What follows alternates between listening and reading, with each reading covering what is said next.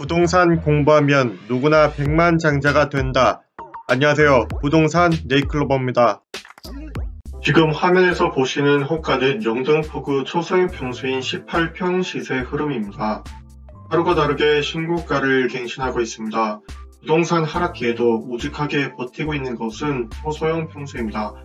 고가의 아파트들이 수없이 떨어질 때에도 이렇게 작고 옹골찬 아파트들은 가격 하락이 거의 없습니다.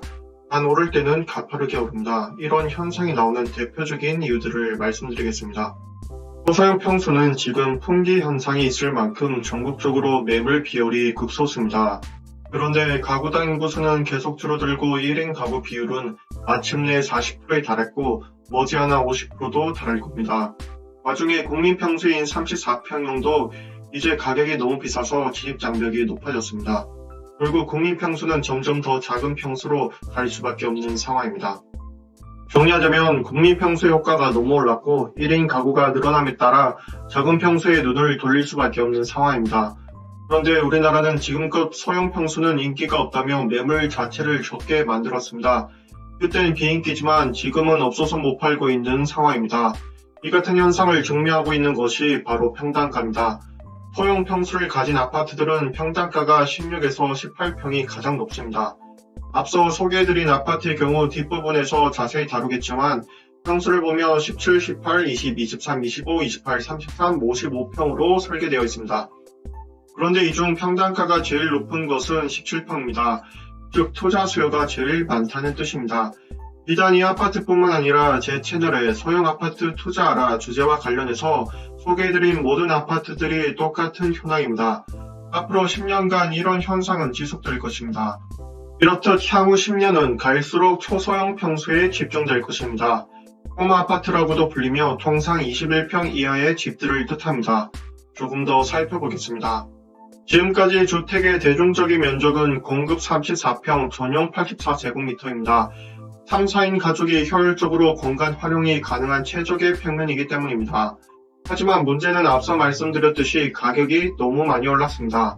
굳이 말하지 않아도 얼마나 비싼지 다들 아실 겁니다. 강남에서 34평형대 아파트 값은 20억 중후반대이고 잠실도 20억 초중반대가 넘습니다. 일반적인 직장인이 월급을 모아서 강남권 34평형 아파트를 매입하는 것은 현실적으로 어렵습니다. 그러니 초기 내 집 마련과 신혼부부 첫집으로 나홀로족 첫집으로 다들 초소형 평수에 집중할 수밖에 없습니다. 정부에서도 전용 면적 40제곱미터 이하 초소형 건급을 늘리려 하고 있습니다. 인구 변화 구조와 주거복지 확대를 위해서 주택 면적을 줄여나가고 있습니다. 저출산 노령인구 증가로 1인, 2인 가구 비중이 빠르게 증가하고 있음에 따라 이들 수요층에 맞는 주택 공급이 이뤄지고 있습니다. 신축 아파트들도 마찬가지로 평수를 점점 줄이고 있는 추세입니다. 이런 트렌드를 파악하시면 어디에 투자해야 안전하게 내 돈을 불릴 수 있을지 판단이 되실 겁니다. 지금까지 초소형 아파트의 중요성을 강조했습니다. 향후 10년간 트렌드를 잘 지켜보시길 바랍니다. 분명 제가 영상 여기저기 강조한 부분들이 여러 번 회자가 될 겁니다. 비록 제 유튜브가 아직 유명하지 않아서 많은 사람들이 모르지만 제가 예측한 트렌드는 분명히 확산될 것이고 값이 오를 것이고 더 많은 유튜버들이 이 부분을 강조할 것입니다. 지금까지 말씀드린 내용들은 2021 부동산 전망과 꼬마 아파트 반드시 사야 하는 이유에 보다 심화해서 설명드렸습니다. 또 지역구별로 유망 꼬마 아파트들을 추리고 또 추려서 가격이 반드시 오를 것들만 엄선하여서 유튜브에 업로드했습니다. 투자 관련 채널에 올려두었으니 관심 있는 지역을 찾아보시고 시청하시면 되겠습니다. 오늘은 서대문 송파, 동대문 노원, 도봉 등에 의해서 영등포구 꼬마 아파트를 소개해드리겠습니다. 먼저 서울에서 유일하게 산이 없는 영등포구의 지역 환경과 이점을 살펴보겠습니다. 첫째, 한강과 안양천 그리고 안양천과 도림천, 대방천이 합류하는 지점으로 대부분의 지역이 저평한 지역을 형성하고 있습니다. 이 덕에 부동산과 지역개발하기에 용이합니다. 두 번째로는 수도권 서남부의 최대 거점 도시입니다. 북쪽으로는 한강을 경계로 마포구와 마주하고 있고 남쪽으로는 관악산을 비롯한 호암산, 독산, 연봉 등의 산악을 먼 발치에서 바라볼 수 있는 위치에 있습니다. 세 번째로는 정치, 금융, 언론 등의 업무에 복합 기능 지역입니다. 특히 여의도는 예전에는 오랫동안 군사기지인 비행장으로 사용되어 이용 가치가 없었는데 여의도 개발 사업으로 KBS 세무서, 전화국 등 국가의 주요 기관과 증권타운, 은행 등이 들어서면서 금융의 중심지로 탈바꿈하여 한국의 맨하탄으로 비유되고 있습니다. 네 번째로는 도심과 외곽 지역을 연결하는 교통의 요충지입니다. 다섯 번째는 경인지역 사업 발전의 구던지입니다. 특히 여의도를 동북아의 금융허브 중심지로 랜드마크화하고자 최첨단 오피스, 호텔, 컨벤션, 상업시설로 구성된 SIFC몰을 개장하는 등 국제금융도시로 발전될 예정입니다. 이쯤 알아보고 영등포구에서 주목되는 초소형 아파트들을 소개해드리겠습니다. 바로 현대 3차 아이파크 17평입니다. 단지는 1997년 10월 25년 차 건물로 곧 30년을 앞두고 있습니다. 총 1162세대로 용적률이 325%이며 원폐율은 26%입니다.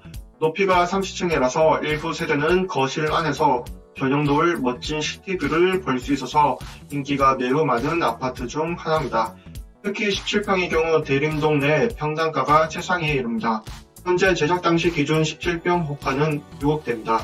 입지가 좋아서 이미 가파른 속도로 오르고 있으며 앞으로도 가격대가 어떻게 변할지 기대가 됩니다. 구체적으로 어떤 입지 환경을 갖추고 있는지 살펴보겠습니다. 먼저 생활 인프라가 알찹니다. 이마트, 현대백화점, 홈플러스가 도보거리에 있습니다. 그 외 AK플라자, 타임스퀘어, 롯데백화점, 신세계백화점, 롯데마트, 코스트코, 빅마켓 등도 반경 3km 내에 위치하고 있습니다. 인근 병원으로는 명지 성모병원, 고려대학교 부속구로병원, 한림대 강남성심병원, 내림 성모병원, 한림대 한강성심병원, 보라매병원 등이 있습니다.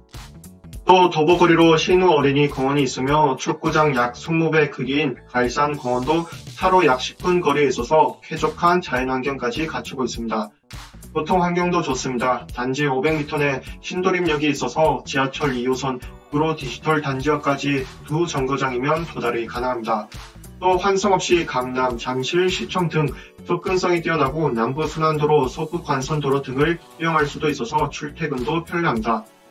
그 외에도 개통을 앞두고 있는 교통환경까지 편리하게 누릴 수 있습니다.